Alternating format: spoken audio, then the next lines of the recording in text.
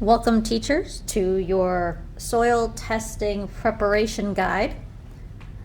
This sort of prep should be done at least a day or two ahead of your actual class that is going to be run. I'm going to take you through how to prepare all of the samples and testing materials for that program. So the first thing you're going to need to do is to create the 3 testing site soil samples. Essentially, you're just going to get 3 containers and fill them up with the dirt for your soil samples. You can just do one type of dirt or soil per container. If you want to mix some of them up, you can do that as well. Just make sure you have 3 distinct soil samples and you label them A, B, or C. Now, once you have the soil samples created, you are going to need to make a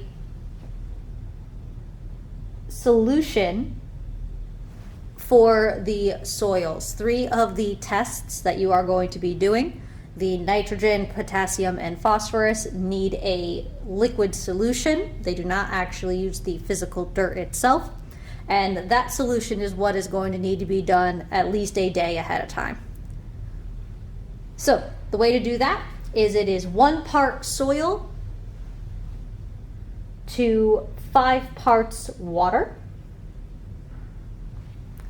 Easiest way to do that is to simply take the container you are in. If you happen to know how large that container is, you can just divide it out by volume, or in this case, I am just measuring.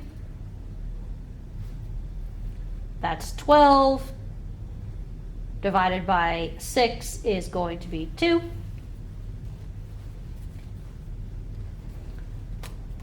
So make a mark for your soil fill line and then a mark for the water fill line. And it's 1 part soil, the rest part water. It is recommended that for water, you do not use tap water. Instead, if you have distilled or bottled water, that is what you fill up to that line.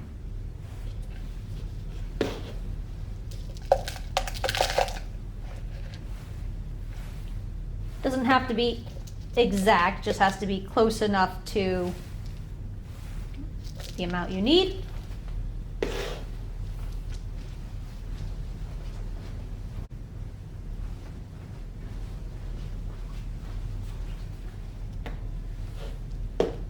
Once you have it filled up, usually helps just to mark so you know which soil sample that is, so that's A.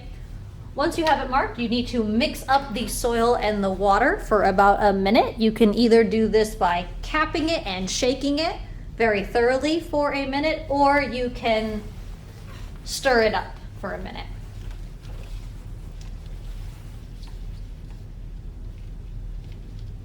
Make sure you mix the whole thing together as thoroughly as possible.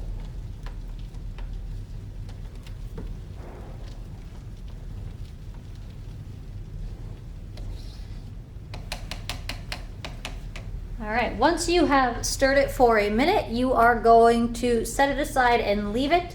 We recommend leaving it for about a full 24 hours just to make sure that the water solution has leached as much of the nutrients out as possible.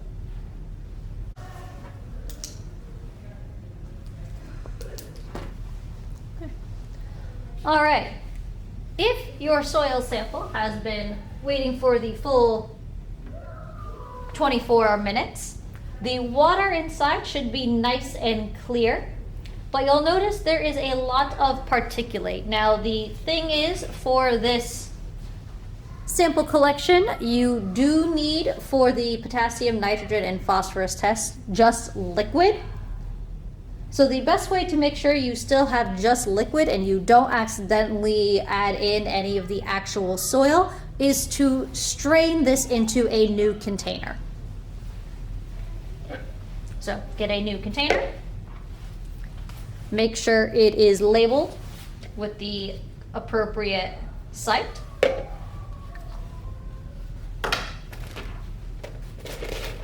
put in a coffee filter, and then pour the contents into the other container. But your goal is to have a completely clear liquid. It may have a slight color to it, but that is okay for testing purposes.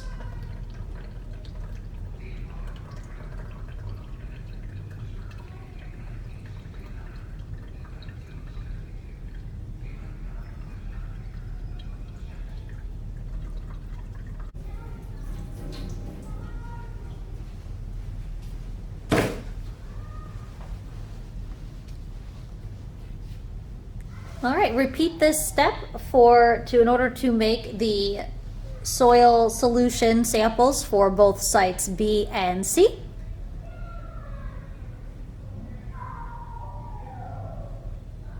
And then you will be ready to move on to the next step of preparation.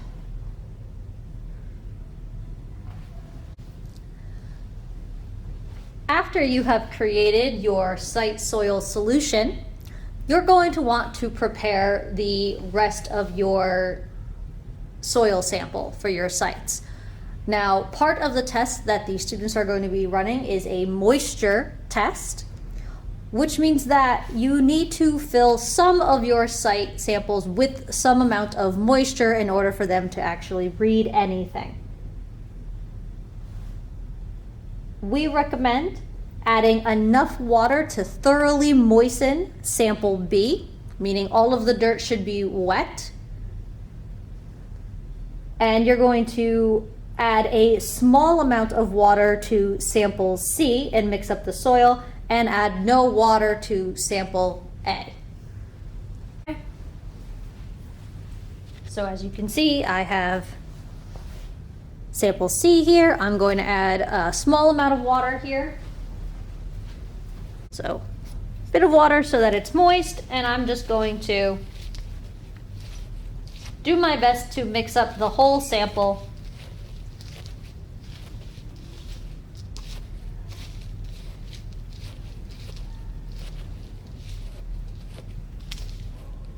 There we go.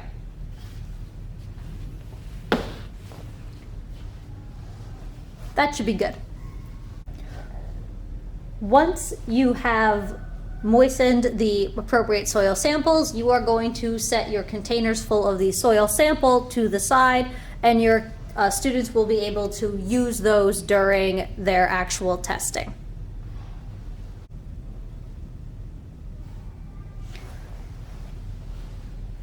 Now, as part of the soil testing, the students are going to have little comparators. These are the comparators. They are each a different color, and that color corresponds with a certain test. So nitrogen is purple, phosphorus is blue, potassium is orange, and pH is green. Now, as part of the testing kit, what the students will need to do, I'll open up one of these to show, is they are going to fill their soil sample solution, water, into the test chambers, and then they are going to add the appropriate powder of the test. We find it is far easier for the students to do that if you, ahead of time, remove the contents of each of the tests out into a different bag. Part of the test is that you have to cut open or open up one of these capsules and empty the contents inside the container. However, these are a bit difficult for the students to do, so we recommend having you do this ahead of time.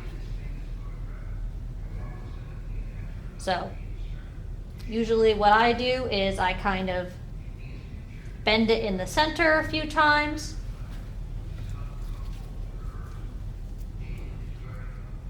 If you can gently separate the two halves, do so.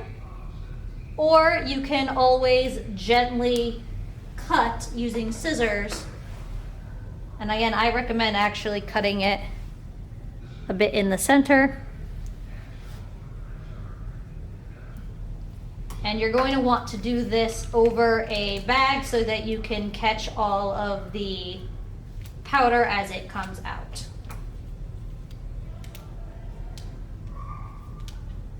So you may want to cut it while it's directly in the bag. Carefully separate. And then dump the contents of the entire capsule into the bag.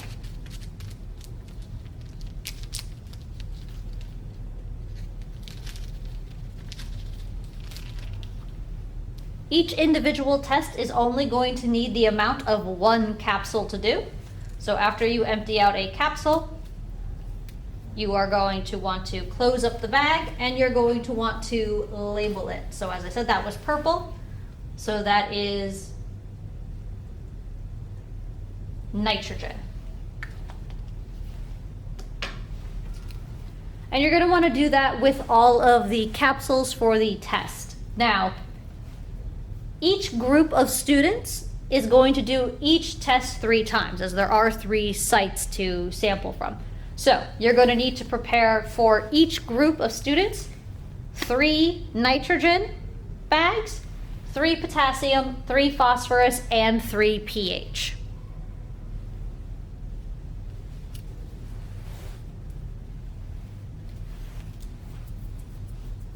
Another way to get the numbers correct is if you are divided up into classrooms.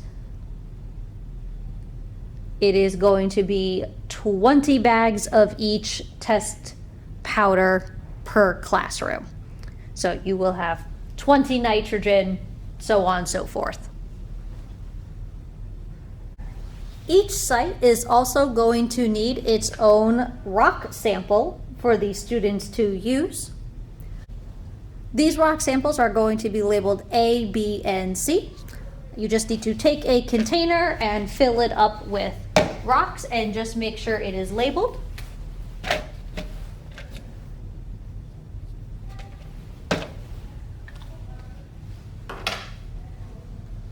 How you choose to divide up the rocks amongst the sites is up to you. Just make sure you are as consistent as possible throughout all of your